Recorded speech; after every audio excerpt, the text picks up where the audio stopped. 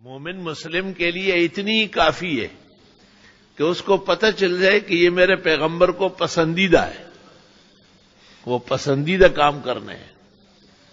حضرت انس کہتے ہیں میں نے ایک دن دیکھا کہ رسول اکرم صلی اللہ علیہ وسلم کھانے کے دوران لوکی کدو کے جو ٹکڑے ہیں نا وہ تلاش کر رہا ہے۔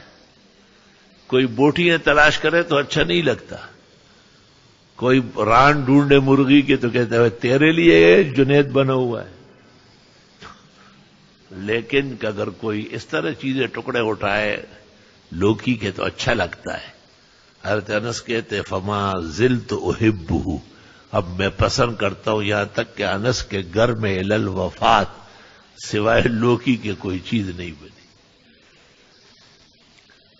محبت تجھ کو آداب محبت خود سکھا دے گی۔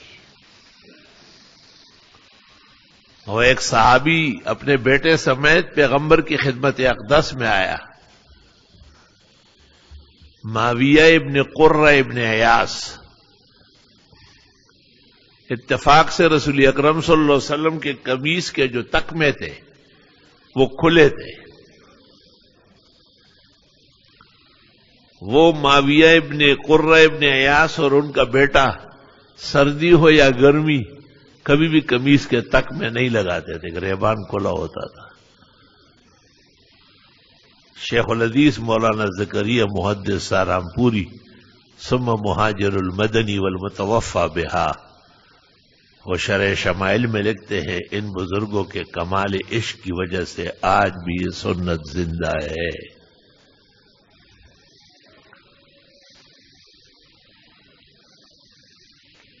بعض لوگ کہتے ہیں جی کھلا گریبان ٹھیک نہیں ہے، کہتے لڑکے خراب ہوتے ہیں۔ میں نے کہا وہ لڑکیاں جو خراب ہوئی ہیں وہ کس وجہ سے ہوئی، اور تم جو خراب ہوئے ہو یا تو داڑھی رکھتے نہیں ہو یا رکھتے ہو تو کٹوا کے رکھتے ہو۔ تم پہلے اپنے گریبان میں جھانکو، تم خراب، تمہاری گھر والی خراب، بیٹی خراب، اور کیا۔ کچھ درد و غم تو محسوس کرنا چاہیے کہ اس امت کا کیا حال ہو رہا ہے۔ ٹھیک ٹھاک آدمی آ جائے گا، آنگا بانگا لڑائے گا، جب آپ ان سے کہیں گے یہ داڑھی کیوں کٹواتے ہیں، کہتے بس انشاءاللہ آج سے ٹھیک کر دوں گا۔ تو یہاں تک کٹوانے کے لیے آئے تھے، خیر تو تھی۔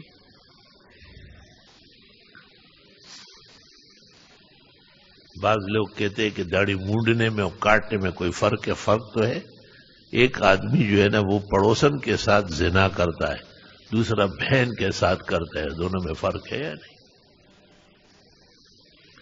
ایک آدمی مارکیٹ میں چوری کرتا ہے، دوسرا مسجد میں نمازیوں کی جیب کاٹتا ہے، فرق ہے نا؟